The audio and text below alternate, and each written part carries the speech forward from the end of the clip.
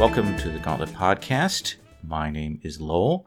I am joined by one of my co-hosts, Sherry. Hello. And I'm joined by our new co-host, Sarah Jacobson. Hi. Very nervous. Oh, no, you shouldn't be. So Sarah has agreed to join us on the main Gauntlet Podcast, and we're hoping to alternate episodes so my voice is not in every single episode. And we're hoping to swap things around. One of the really good things is we've got Sarah, who is a GM and a player, a strong player, but has done things on both sides, has facilitated games, but is an excellent player. So we're getting more of that perspective here, as opposed to GMs who just kind of push their glasses up and talk about what they ran. So we're going to get some more of that.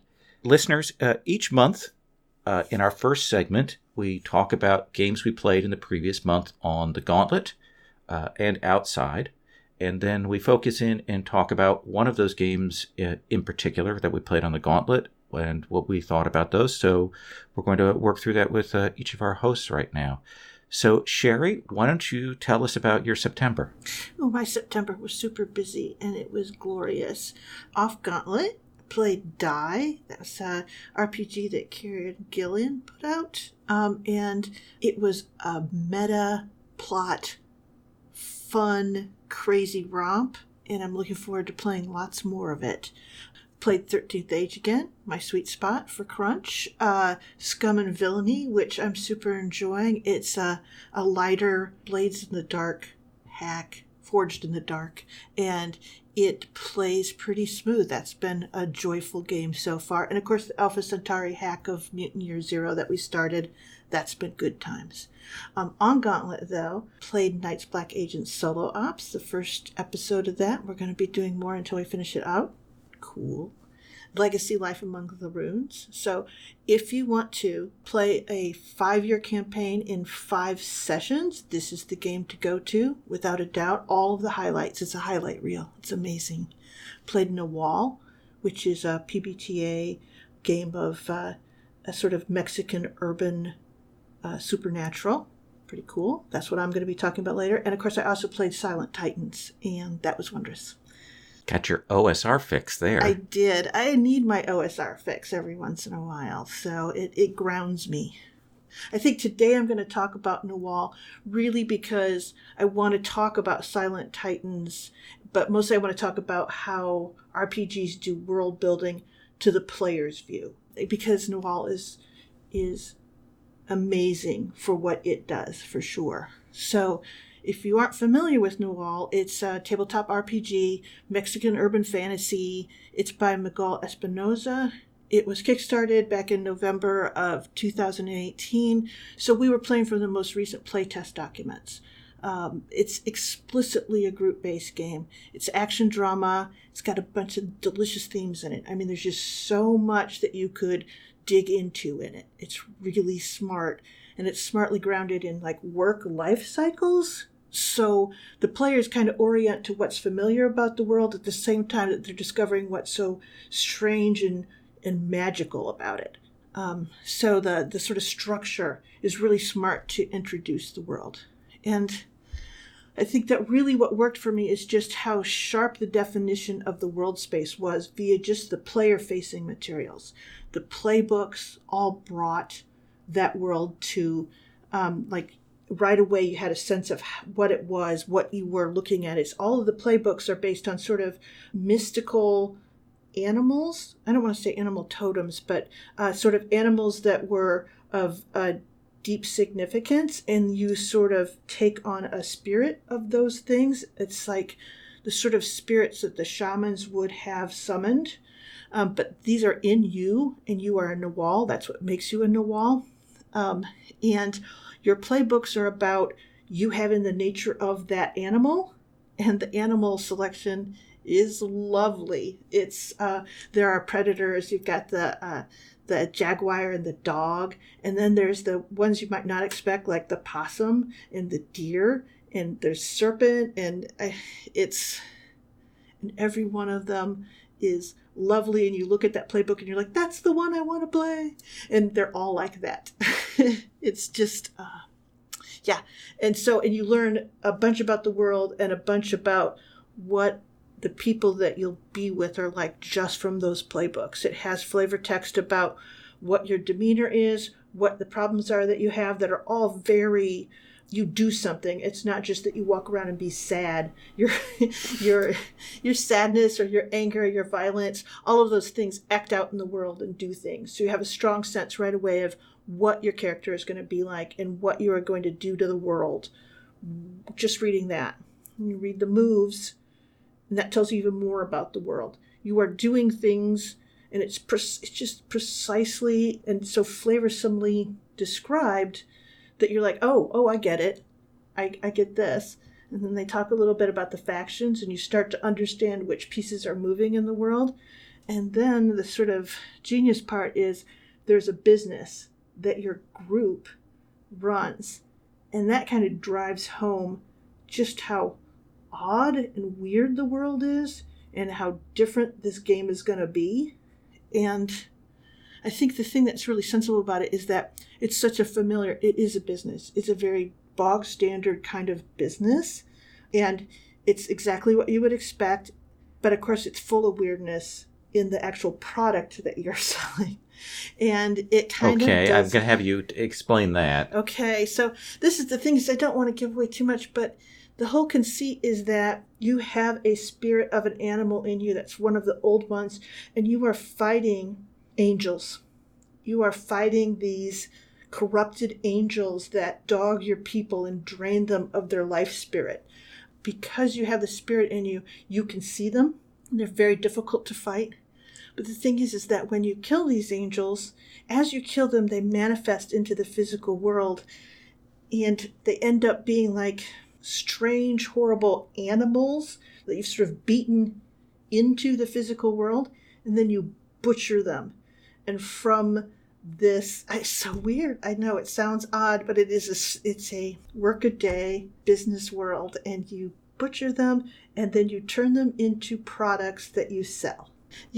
Wow. This sounds so odd. I don't know what to say. Makes complete sense when you're playing it. Okay. So your whole thing is you're scrambling to have like your taqueria keep on working because you're selling this angel taco meat.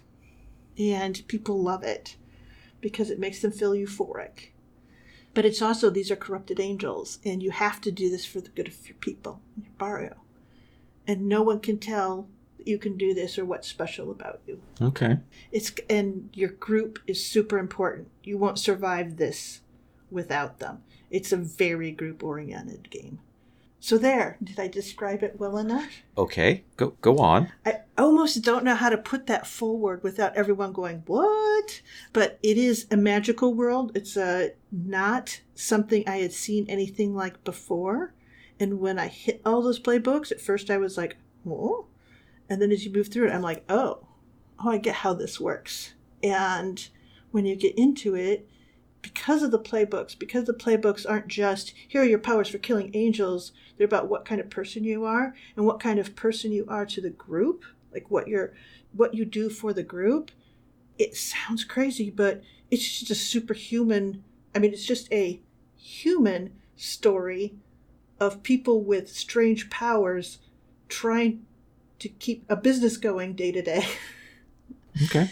But let us not pretend that these things that we have just talked about are not full of themes and meetings and some pretty heavy-duty ideas. There is a lot of heavy-duty ideas about addiction, about religion, about colonialism. Those things are in there, but they're never explicitly touched on. There's no agenda that's stated, no elbows thrown. You're just going to hit those themes just by trying to stumble through this world. My gosh, do those materials, just the things the players see, really give you a lot to hold on to. Really enjoyed it. So short-term play was really brilliant. I had a good time with all the players, but I do think long-term is where you would get to play into those themes, that you would get to really live with them and think about how they affect you and the people around you. And the good thing is the playbooks definitely support long-term play. So if there's anything I'm less sure about, it's a PBTA game that is definitely group-based. And PBTA games are really, they have a long tradition of like, sure, you can go off on your own and do your thing, and the GM can handle it this way. This is a game where that's a really good way to get yourself killed or your group in a super bad space. So I don't know that it's as free for the person who likes to just go off and diddle along with whatever projects they like and that sort of thing. It is not as much for the person who just wants to play a character who's on their own. And I could see people being hesitant to play the setting, and maybe even the characters, because they're super unfamiliar and the ideas at first glance seem really, really weird. But I don't know what to say. If you're hesitant to try something that you're like, what?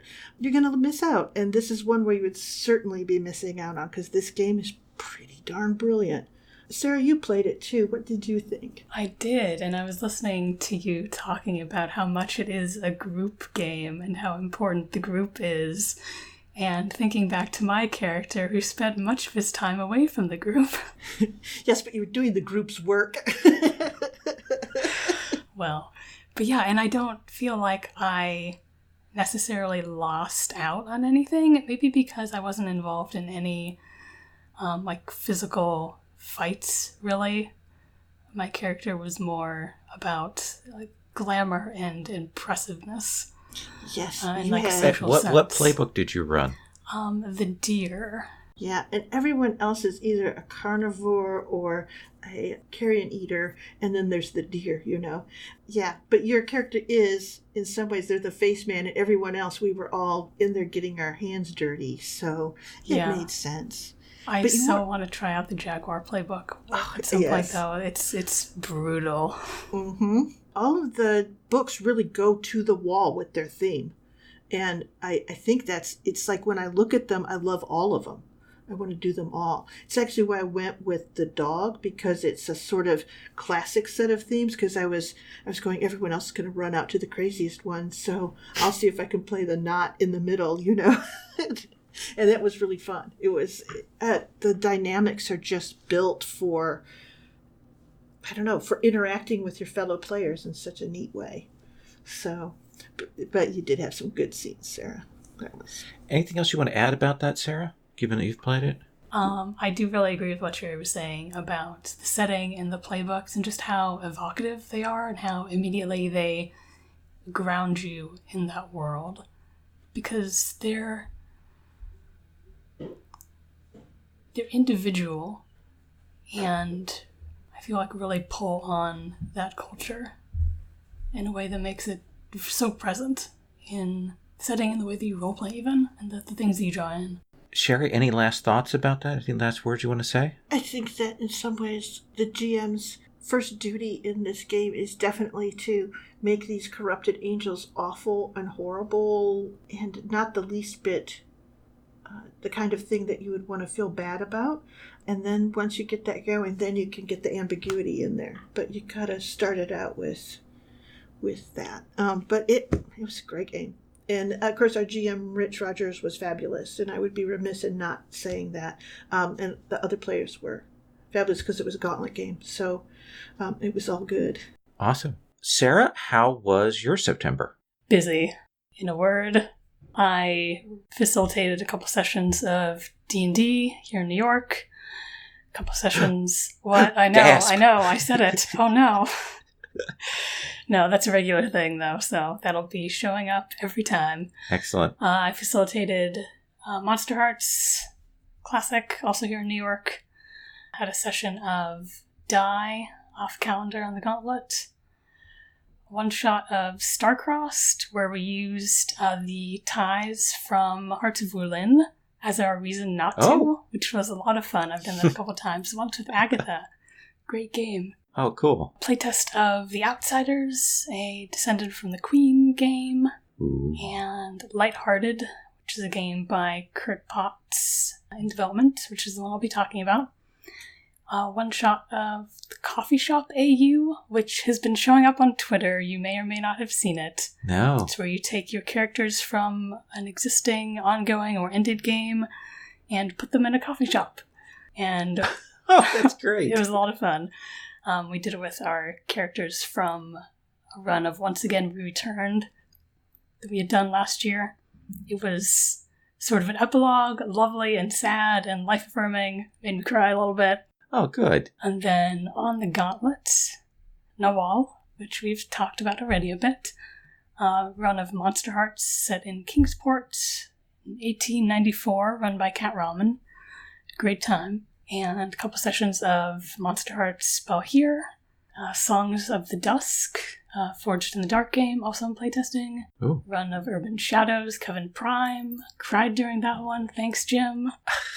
And most recently, Urban Shadows, Vienna in 1950, run by Alexei. That was also a lot of fun. That's a seriously packed I know. calendar. That's I'm great. usually not this busy, but it's been a month. Next month is Excellent. much lighter. So I'm super excited to hear about Lighthearted because Kurt is one of my all-time favorite players. I love playing with him, and I'm super excited about this game. So please tell us about this. Yeah, it's set in the 1980s, sort of, alternate reality. It's recognizably Earth, but also not. Basically, instead of computers, it's light and emotion-powered rainbow magic. So like strip malls next to dark mages fighting in the Cold War, next to lava lamps and vampires and college dorm parties. I only played one session of it so far, so like take everything I say with a grain of salt. But I had a lot of fun, and it struck me enough that I want to talk about it here. So I feel like that means something. I love the setting. I think everyone was just young enough that we were pulling most of our references from movies, which have this kind of like almost stylized, over-the-top tone to them. And Kurt, who was running the game, brought that out really well. Minus all the gross problematic stuff you sometimes get in those. And it's a cool urban fantasy kind of thing too, which I feel like we don't see too much of. And it was also honestly just really fun to feel like I was back in college. Mm-hmm. House parties, throwing televisions out of windows, tacos at 2 a.m. And you play, I want to say, like magicians or mages. It's a community college that we set this at, so they were kind of unsteady, but people have the ability to harness that light and use it for magic. There's a very little bit of background world building stuff about light gods and the darkness that barely came into the game that we played. But basically that's it. You have people that you know to build connections, and those were all great and really helped build the story that we were telling in that session. And you choose a clique that you belong to, and that sort of decides your character base. So prep, jock, geek, very Breakfast Club standard. But the cool thing, and I think the thing that I loved the most about it, was that this also gives you a label that you're trying to overcome. Oh. With the way that the mechanics work, it feels like starting Monster Hearts with growing up moves, or playing things from the Flood after Tales from the Loop game. You're kind of dragging all of this baggage behind you, the person that you were, and the person that society expects you to be. It makes for a really interesting emotional space, I felt like, where you're either pushing against society's expectations of you, which usually means you're making yourself vulnerable in some way, sacrificing your reputation to help someone, making yourself look foolish, that sort of thing. The flip side of one of the outcasts malfunctions, which is the label sort of that society's pushing on you, is literally when you're vulnerable to someone. So that just puts it right out on the table. Oh, that's great. Or you're falling back into these labels, or doing both of them at different times. And the basic mechanics want you to tell a story about personal growth, about overcoming these labels. You can rewrite the malfunctions as strengths, as an advancement, in a way that I feel is pretty reminiscent of Girl Underground, this sort of process of self-actualization that is played out through the mechanics. But the most interesting thing about the game to me also was the mechanics.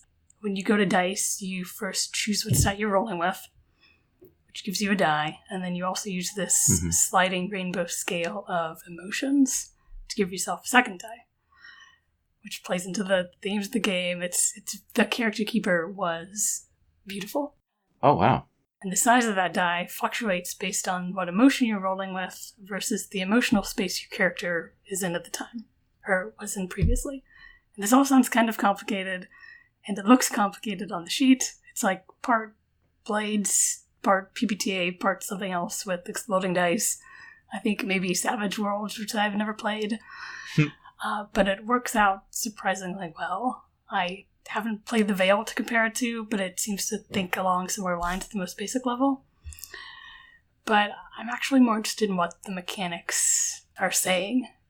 Because instead of pausing when you roll to figure out your modifier, you're pausing mostly just to figure out how your character feels about what's happening in the situation. And having to decide what emotion you're rolling with feels really worthwhile. It helps you get into your character's head, figure out how they're feeling about these things, how those feelings change what they can do, or how they do it. And that's kind of what the game is saying matters. Feelings, labels, feelings about labels, growth and regression. And I'm also pretty sure the title of this game is a pun. Thanks, Kirk. I hate it. I just got that. Took me a while. I didn't have it until just this moment. Okay. The only thing I'm kind of less sure about is advancement. There's a lot of different things you can do. You can rewrite your malfunctions as strengths. You can choose more strengths, and they're kind of categorized in classes because you're going to college and taking classes and presumably learning things. With there being so many options, it seems that it might spin off in a bunch of different directions. Might have to make it hard to pin down like a through line and play. Okay. I'm really not sure that I could run this game. Oh, really? The mechanics were doable when there was someone telling me what to do, but there's like a Forged in the Dark style success rating to rolls, and it doesn't feel like the kind of game you could just jump into GMing. A lot to keep track of, a lot of moving parts, but also I feel like if I played it enough and really felt comfortable with the mechanics, it is something that I would like to GM because of the stories I think you'll end up telling. And I just had a lot of fun playing this. I love the heart of it, that basic conceit. It's urban fantasy and feelings without being like super standard werewolves and vampires and wizards and that sort of thing. Doesn't lean the grimdark like Monster Hearts wants no, to? it doesn't. At least not the game that we played, and this might change depending on the group and the GM. But it was fun and lighthearted. Sherry, questions? I was struck by you saying that whole thing of pausing not for mechanics but to figure out how you feel about things. That was what blew my mind when I played the Veil the first time. It was like all of a sudden, because you have to stop and think, every time you come to a roll, it's a significant emotional moment for your character. And that's like, oh, this isn't just to get a thing done. This is me struggling with where I am in it. But also, yeah, it is a great mechanic. It's a great thing that people are like, oh, won't you do the thing that you're the best at? And it's like, no. Once you start doing the emotional game, you play to what your character would be feeling, right? And yeah, so I do love that mechanic. Let me ask the two of you about something related to that, since you've played the Veil and you've played Lighthearted. One of the critiques I've heard about this has been people going, well, I've got two emotions that it could be. Like, they get frustrated that they have to make a choice when it could be a couple of things and they can't decide which one they're feeling. Do either of you have that sense when you're playing with either of these games, or had this Lighthearted help you find a path through that? So the emotions were sorted into sort of groupings, and there was enough variety within those groupings that I didn't ever feel paralyzed. Okay. It was fairly clear to me in the moment, I think, what general thing my character was feeling, and that was enough to go on. Okay. But Sherry? Yeah, I would say I often would be like, oh, yeah, I'm a little bit angry and I'm a little bit scared. So which is it going to be? But inherently that's telling you more about your character, and at some point you have to go more scared than angry or something like that. So that's still part of the interrogation of the mechanics. It's just like pausing to go, should I do this with dexterity or should I do this with strength? Okay. Except that it's like you're about where your character's head is, or heart, or whatever. I get it that it would be frustrating to not have the vocabulary that you want at that moment, but that's a learned thing. Okay. And it does make for such a rich game. Yeah, and the inversion is interesting too, because like in things like D&D, for example, where you ask, are you doing this dexterously or with strength? Like, how are you approaching this problem? It's asking that question, but for the character, like the inside of their head. And so, yeah, totally worthwhile, and it helps tell you about who the person is and how they feel. Anything else you want to say about Lighthearted? I really wish I'd been able to play more than one session. Okay. I think that's fair enough. That is always a good thing to hear. So, I'm going to briefly talk about my game, which is much less new than the two that you spoke about. So, my September was, I played Die, which I don't know what I was expecting, but the game I got was not quite that, and it was so much better. It was kind of amazing. 13th Age, Scum and Villainy, we did our Alpha Centauri hack. Those are all off Gauntlet. On Gauntlet, we did the first session of Nightbox Agents Solo Ops, which I'm excited about. Wrapped up Worldwide Wrestling after 8 sessions. Did our Legacy Life Among the Ruins, and became convinced that that game needs at least 8, maybe 12 sessions. It needs a bunch, because 5 sessions is too short to play that out. And then the game that I'm going to talk about is Amber, the Amber role-playing game, also known as Amber Diceless. And I'm going to take a long sigh here before I begin. So, Amber Diceless is a game from 1992. This is in the heyday of 1990s games. It is based on Roger Zelazny's fantasy series, and the game itself had a very strong fan base. It had a large supplement, and it had a very long-running zine, or at least the zine wasn't long-running, but the issues were packed with things. And for the longest time, it was almost impossible to find a copy of the game. They went for $100 or more for a copy of it because it was well out of print. Part of that is because this is a diceless game, which was revolutionary at the time. The storyteller LARPs, Mind's Eye Theater, wouldn't come out until 1993. 94. So this is a game that kind of predates a lot of those approaches. And even Mind's Eye Theater still has a resolution system. It's rock, paper, scissors, but there's still that. This is purely diceless.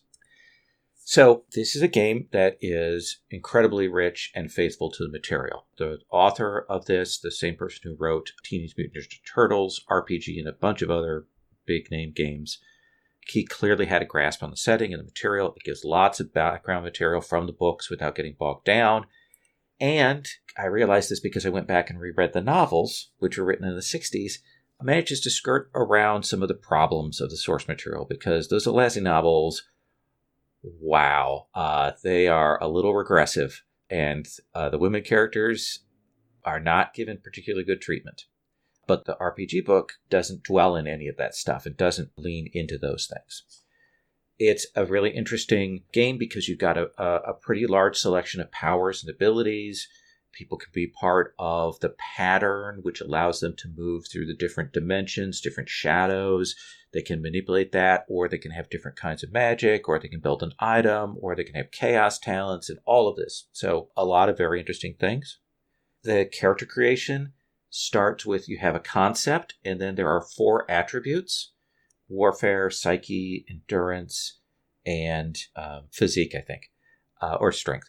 Rather than you assigning your stats, you get a certain number of points, and you do an attribute auction where the GM goes, okay, you're now going to bid some of your points to be the best of the 4 of you, or 5 of you, or however many, in warfare. And you go around and you do an attribute auction, and whoever bids the most points, after we have gone around it multiple times, gets to be first rank in warfare. And then the other bids are put second rank, third rank, fourth rank. So whoever is the best in warfare, they are absolutely the best. If it comes down to a one-on-one sword fight between them and another PC, the person who's first rank in warfare, all things being equal, is going to win. And it's really interesting the way that encourages some back and forth and sets how the players relate to one another. And there's a lot of interesting choices within that. It's a neat exercise. It's one of my favorite parts about the game. And then the game is also it's hugely open. It's a game about a family of characters in the Amber novels who can walk through different dimensions and they can manipulate those dimensions, but they're also part of this royal family that's fighting each other, and there's lots of intrigue and back and forth. And the first set of novels is all about that battle for power, and then there are other things that are happening, and the game is about that, being these powerful characters who can walk through dimensions, can live a super long time, and can do a lot of things, but they're still kind of caught in these intrigues, in these Game of Thrones style battles, maybe a little bit less than that. And it means that in play, your characters can do a lot of things. They can do a huge amount of things. They can go, okay, well, I'm going to walk into this other shadow and, study medicine for 6 years. And I'm going to go to a dimension where time passes super fast there, so I come back in a few days. Okay, that's a thing you can do. So that's pretty cool. Lots of great things. And now I'm going to walk my way almost backwards through what I just said are great and talk about why I'm not so sure about those things. Starting with the open approach. You can do a lot of stuff, but at the same time, there's no guidance. There's no guidance about what you should be doing. There's no sense of, okay, what are actual limitations? What should we be playing out? The GM really has to provide a lot of direction to direct people as to where we're going with the story, what they can do. The game only provides a sketchy sense of exactly how these powers work, exactly what their limits are, and because it's diceless, because it's narrative-based, that's super wishy-washy, super soft. But that openness isn't a space as we would have in a modern game for people to set the terms or collaborate with the GM about, oh, I think it works like this. Oh, I think this happens. Instead, it's a space where the player goes, well, I'm going to try this. And the GM smacks their knuckles and says, well, you fail and this goes wrong because that's not how this works. And that's a lot of the examples in the book about play examples involve the player going, well, I'm going to try and do this thing. And the GM goes, okay, well, you get this. Okay, well, that's not what I wanted. I'm going to try and do this thing. And then walking through this iterations of the GM going, no, you're not smart enough to do that, repeatedly. And that's in the descriptions in the book. So it's a very hostile GM player setup. Related to that, going back, that attribute auction, which I love, goes, hey, you're competing with one another. You are playing against one another. We're starting with you in opposition. We've got this competition, which is very much in the spirit of the books and very much in the spirit of 80s and 90s gaming, but is much less fun to me these days. Is not what I enjoy playing out these days. The other thing it does is if someone is first rank in Warfare, as Peter Mazio, first rank in Warfare, first rank in a couple of other stats, he managed to be very lucky in the attribute auction, it gives them a false sense of their competency. Because if you're first rank in Warfare, you think, okay, I'm awesome.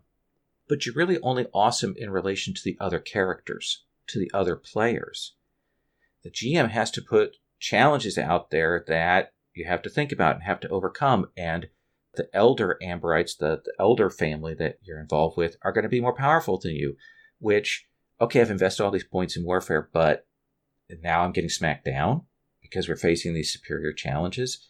And it sort of undercuts that. It's a contradiction that I'm sure back in the 90s felt right because of that GM player competitive drive. But today, it doesn't feel right. And I felt that tension like from session one.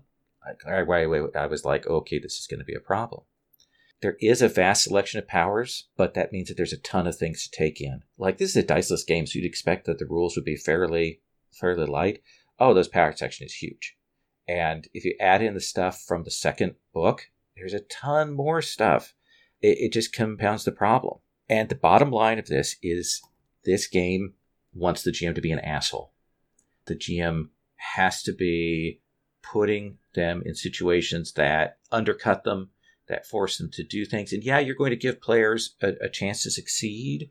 You're going to give players options and push them forward, but the GM has to be super adversarial. And that's not who I am. It's probably who I was in the 90s. It's probably what I was in the 80s. I definitely know then. I was a jackass GM. I think I'm less of that now. And it struck me, I hadn't quite realized that. I mean, Amber is a well-regarded game. It is beloved by a lot of people, but it is a product of its time. And I feel bad saying that because so many people have dug it. It is a demonstration of how long I've been playing, I think. It is that in a little time capsule for me. Now, there is a revision done by Wright Publishing a few years ago, a thing called Lords of Gossamer and Shadow, which takes that core Amber system but it like fixes some of the mechanical problems, and it sets up a whole new cosmology that's outside of the Amber novels, but it has the same conceits, and it's harder to read because they use colored page text, and the text is super dense, and I don't think it necessarily moves it to be a more story gamey thing, and it also throws away the source material. I mean, it can't use a source material, so we get it away from something that's super resonant, and you've got this whole other cosmology that you've got to learn, which is not great. Here's the thing is, we had fun. I had fun. And I know the players had fun in a lot of places, but it was that because we took a more story gaming approach. Like, there were a couple of points when we did start to get that PvP tension, and I could feel people tense up. Like, we could see that we didn't want to go too much further down that way because it might get uncomfortable. But the game was also kind of pushing us that way. I think the idea, the concept of the game is decent. I think the diceless idea is decent, with the GM saying, okay, here's the situation. You're good in this. They're better than you. How do you equal the odds? That idea of scale that we use in Hearts of Wulin, I tried to emulate that. But wow, I know it is beloved. And I think there's so much good stuff in it, but it is not a game I ever want to run again. Point blank. I wouldn't want to run it. I wouldn't want to play it again. And I feel like a terrible person for saying that. Terrible gamer. Questions, thoughts, now that I've burnt my bridges? I just remember reading the Diceless Amber thing, studying the powers and going, ooh, this is like Champions. Like, you've got to be a guru to get the most out of these things. And then going back and reading the book, because I hadn't read it before, and going, ugh. And sort of like going, I never want to play this. And we did that one auction thing, and I was like, oh man, this is just like what I thought it might be. And I don't want to do this. This is not how I want to be interacting with my friends. Though some funny things happened, it's not like it was a horrible afternoon or anything. It was just not as awesome as it could have been. We played other games that delivered a lot more of the sort of social thing I wanted to be doing. But I think the other thing that strikes me is it was a game that required you to study and to have read the books to really play it well. And then you look at a game like Nahual that has so much going on in it, and it's just 5 pages of text, and you've got everything you need. And I think that to me is the big difference, is that sort of the game goes, oh, this is what you need to play. This is the world, and you make these choices, and that changes it too, and this and this. But it's just, they bring it all and crystallize it and trust you to create fiction that's worth playing. This one is like, nope, what you're trying to play is this book. And yeah, different set of aims. Sarah, questions, thoughts? Oh, I have neither heard nor played this game. But now that I know, I shouldn't. It's interesting to see and to hear about the history and the progression and how people think of RPGs and what they should be modeling and doing, and to see how that's changed. And also sort of like, we have this thing made in the 60s, you said? 80s? The original novels were in the 60s. The RPG was published in 1992. So the very early 90s. Yeah. And then we've got this game that's coming out, or these 2 games that are coming out in 2019. And what a change there's been in the landscape, and what it wants out of you and what it asks. Yeah. I've done some retro games before on the Gauntlet, and I've thought about a few others, and I'm rethinking that. There were some games that I thought about trying again, and I'm like, no, there's a lot of interesting, good, new stuff that is playing in the vein that I want to play. And given the environment, we'll all be dead in 10 years. So, I want to get as many good games in as I can. Yeah, even because I play a lot, or I run a lot of D&D, and even that, I feel like I'm always having to shoehorn things in rather than letting it grow out naturally from the text itself. For me, it is a bitter pill to swallow because I do have fond, nostalgic memories of games from that era.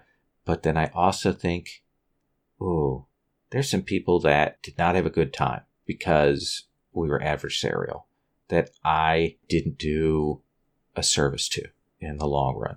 And that's not great. But that was a super downer note. There we go. We're going to move on to our second segment. Hello, listeners. This coming October, the Gauntlet will once again be putting on GauntletCon, our online gaming convention. GauntletCon will include guests, panels, a dedicated Discord server for mustering, and lots of RPG sessions. Many will be streamed and recorded. GauntletCon runs October 24th through 27th with events throughout those days to cover many time zones. If you're interested in our newsletter for GauntletCon, you can sign up at gauntlet-rpg.com/gauntlet-con-2019. GauntletCon's a great gaming experience, and I hope you'll consider joining us as a GM, a player, or a viewer. For the second segment, we have our guest choose a topic to talk about or a project they're working on, or something like that. Since this is Sarah's first show, we consider her the guest in this. Sarah, what is it that you would like to talk about today? I've been playing in Jim Crocker's phenomenal Urban Shadows campaign. We've done 3 months so far. And on Tuesday, I played in the first session of a run Alexi Sargent is doing set in Vienna, 1950.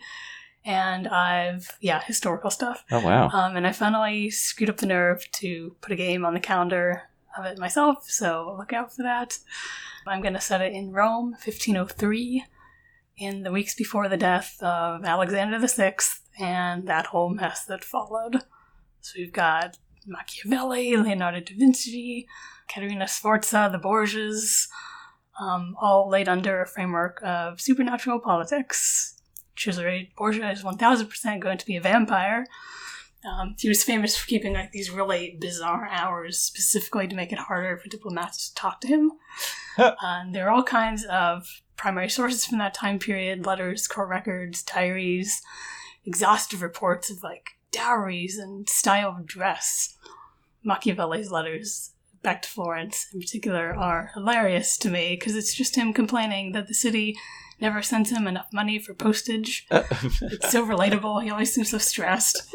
And this is sort of verging into maybe a giving me life thing, but I was super into Renaissance Italy around the time I graduated from university, and it's been super cool to get back into that, and even cooler to be pulling on passionate historical interests for gaming purposes. So how much change do you think is going to be necessary to, say, the playbooks and the structure and so on to make it work? Is it very light, a little, a lot? What do you imagine? I don't think very much at all, really. Most of it is pretty... You can just take it and put it in a different world. That's kind of what we've done in Alexi's game, because it's about politics, essentially, beyond even the supernatural stuff. It's about debt and obligation and things you owe to people, and that can be carried over into any time period, but particularly this one. Rome was the viper's nest. I do wonder sometimes when we play Urban Shadows in a modern game, it's very easy to forget about the debt system and things like that because it is outside the normal kinds of interactions. I think that's really, really smart to put in a setting where even the mundane world operates under those same strictures and so on. Yeah, I'm playing a vampire in the Vienna campaign, and that playbook in particular is built around debts and using them for your own gain. And so it's kind of pulling that into the spotlight for me in a way that the game hasn't before, because I've never even seen a vampire in play. But I hope I get one for Rome. That'll be interesting. Sherry? Well, you were talking about the vampire and not seeing one in play, and I was thinking, I never have either, because everyone always goes, oh, it's all debt-based, and this is just a short run. As if you can only run up debts in a long-term thing, but I've been in sessions where people are like, debts, going back and forth. So I guess if you really concentrate on it, how was your first session? It was good. It was mostly character creation, so we just had a couple short scenes. Yeah, because it emphasizes that mechanic in a way that the other playbooks really don't, and so you can almost ignore them.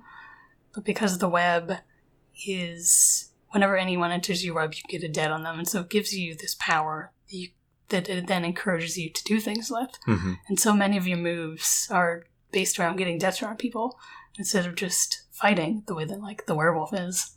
That will be cool. We did a Mage Sorcerer's Crusade / Assassin's Creed game where the very first thing, they had magics, and the group was sent in to fix the election of the new mayor of, I think, Genoa during the Renaissance. And I stole a good deal from a set of novels by the woman who wrote The Sudden Appearance of Hope. She did a set of things about this counting house that had these weird sort of Renaissance manipulations and games. And I stole from that, but it was super fun because the players had an open palette and they got to take a tour of the environment. Yeah, and I still need to be able to pull on just real places, too. One of the things that Sherry has often, when I brought up historical games, she's often been like, ugh. Just because there are certain elements about the treatment of women and issues of the day that make her like uninterested. Like I've suggested steampunk games or Victoriana games to Sherry before, and she's been like, no, not so much. What's your perspective on that? As a woman running historical games or playing historical games, how much does that impact your experience?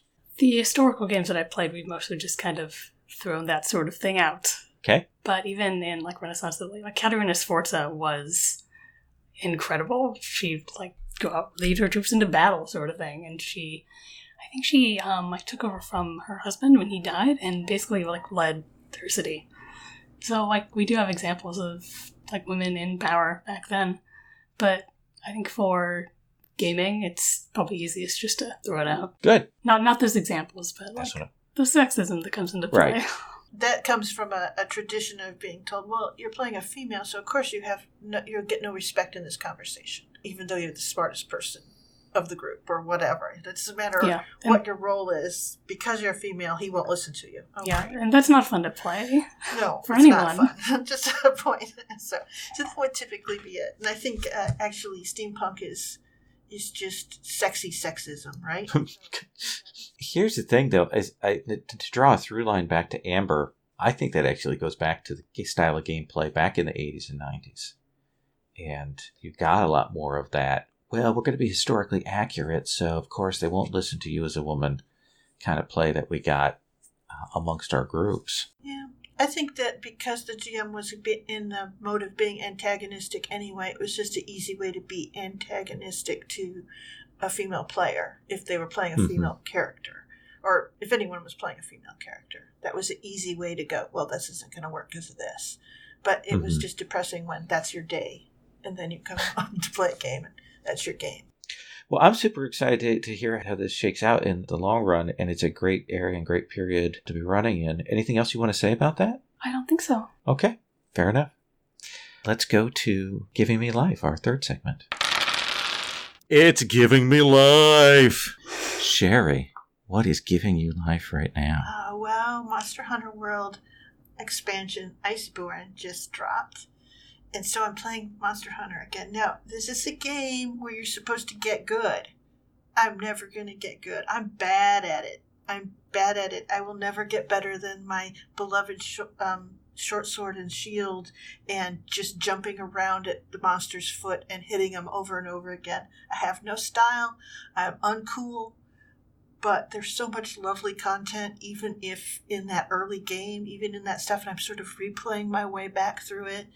And it's a lovely, you jump into a game, you do a mission, you come back out, you improve your stuff a little bit, and you do the same thing. There's the challenge, there's the fun of making things and doing things. And that's sometimes all I want from a video game. Just that release of not having to think too hard, but making some incremental improvements. And there's a lot of variety in it. And do get better as you play, but I'm never going to get good. Never. Neither of us are. Yeah. Sarah, what is giving you life? So I got a free month of Amazon Prime that turned into a paid month of Amazon Prime accidentally. But there's this show in it called Undone. It's animated, but in the strangest way I've ever seen. I don't know what technology this uses, but it looks like they have just turned people into, like, almost like paper. Mm-hmm. There's this weird that the depth is very strange, and it, like, their hair sometimes moves independently of their bodies, and it looks like it's like almost stop motion, but it's too realistic for an animated show. It's like this weird uncanny valley thing. But it's about this girl who finds out that she can mess around with time, and she's trying to go back in time or change the fact that her father died when she was a kid. Ooh. But the animation style is what's giving me life. It is so strange and bizarre and unsettling in a way that really makes sense for the story, which is also unsettling. Awesome. I'll have to check that out. Definitely. So my pick is the new Lana Del Rey album, Norman fucking Rockwell. I am not the target demo for this album, but it is incredibly well crafted. It is musically striking, and the sort of softness and elegance of the music creates a tension between that and the lyrical content. I keep listening to it over and over again. It feels to me like Liz Phair plus Tori Amos, that weird cross-section of those. And I think it's an amazing album. And it's really given me life. I've really enjoyed listening to it again and again and again. Listeners, that's our show. If you want to reach out to us, you can contact us on Twitter at GauntletRPG. You can also check out our website at gauntletrpg.com. We have a Patreon. Search for The Gauntlet on Patreon. And that supports our podcasts. It supports our online gaming community. At a certain level, you can get in on the gaming calendar. There's a lot of things that works towards. If you're listening to this in mid-October, we're just a little bit away from GauntletCon, which is coming up, which is going to be really exciting and interesting. I would ask that if you've enjoyed this, subscribe or leave a comment, that kind of thing. Share it, retweet it. It does help us out. Sherry, thank you so much for being here today. It was a pleasure, and it was good to speak with you, Sarah. I'm looking forward to doing this more. Same. Yeah, Sarah, thank you so much for coming on to the show now. Many happy returns. That's it. And listeners, that is our show.